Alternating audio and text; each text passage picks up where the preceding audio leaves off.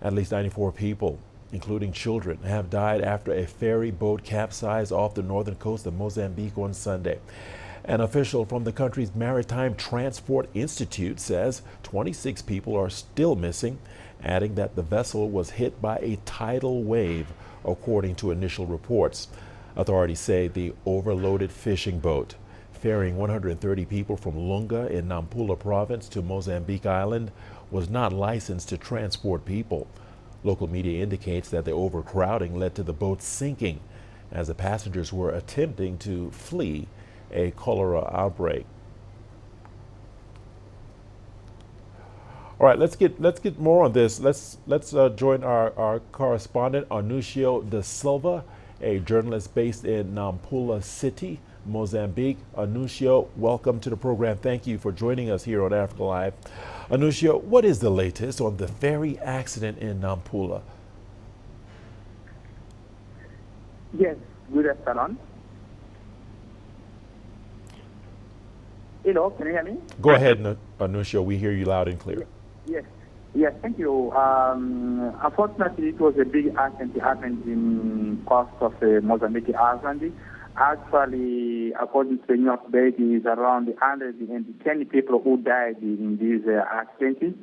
So it happened yesterday when the people was running away from Lunga. Lunga is a post, administrative post in Musuril district. It's close with Mozambique Island, and was trying to go to Mozambique Island because they are running away from a cholera. It was a fake news that there will be a sort of cholera and most of people will die. So mothers take their children and they go to the boat, to the fishing boat, and they try to go to Mozambique Island. And when the fishing boat was nearby Mozambique Island, in neighborhood of Kisanga, happened this accident.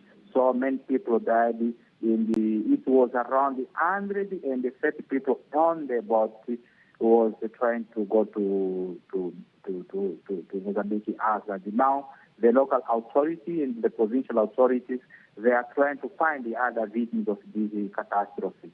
So they stopped to look for the survivors around the middle night because they did a good light to follow up with the job. And was supposed to return this morning at 5 a.m. was not possible because of the low tide. And now they are trying to return the process. All right. Anucio da Silva, thank you for keeping a close eye on that story for us. Anucio da Silva, Nampula, thanks for that. Let's get some more perspective on this tragedy. Farai Mwakatuya is in Harare, Zimbabwe, where he's been following developments for us. Farai, thank you as well for joining us here on Africa Live. Farai, reports say that those involved in the accident were fleeing a cholera outbreak. What more can you tell us on this, and do you expect the death toll to go up? Well, indeed, Richard, Mozambique, like several countries in the Southern African region, has been battling cholera outbreaks. And so, the word got out apparently on that, there was an outbreak on this island in Nampula where people were fleeing from.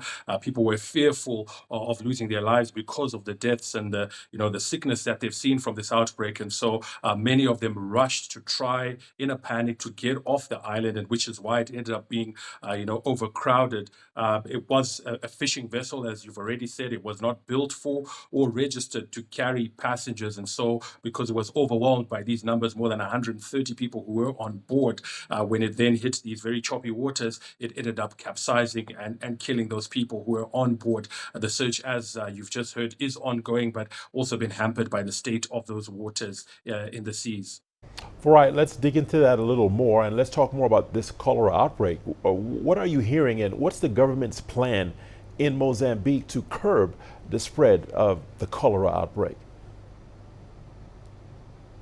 Indeed, I think, obviously we are in rainy season, cyclone season in Mozambique. Parts of the country have experienced heavy rainfall, and that obviously worsens, waterborne diseases. As we've seen, cholera making a resurgence on the African continent, particularly in Southern Africa, which has been the hardest hit, including Mozambique, which has, seen this outbreak. So because we've seen, this heavy rainfall, that has worsened the outbreak and increased the risk of infection. What the authorities there are trying to do is obviously speed up or increase access to vaccines, also make sure that there is delivery of safe, portable water, clean water that people can use, increasing awareness to people to take precautions and protect themselves in the short term. That is what is being done. In the long term, obviously trying to address issues of water and sanitation. But the authorities are in the throes of just trying to make sure that there's access to clean water, people have access to water, and people are aware of what they need to do to protect themselves. And I think, what we've just seen is an example of people being fearful and then trying to rush. And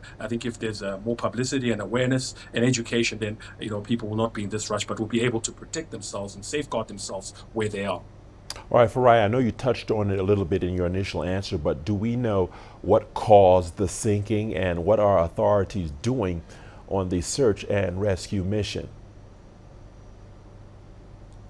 Indeed, the initial indications are that the overcrowded vessel hit a tidal wave as it was about to get to the island of Mozambique Island, and because ordinarily it would have been able to withstand those sort of waves and those waters, but because of the overcrowding, it then capsized and these people drowned. The search and rescue was hampered overnight because of poor light and also the state of the water, but it has resumed, and it is to try and find those people. We believe that there were 130 people on board. 94 bodies have been recovered.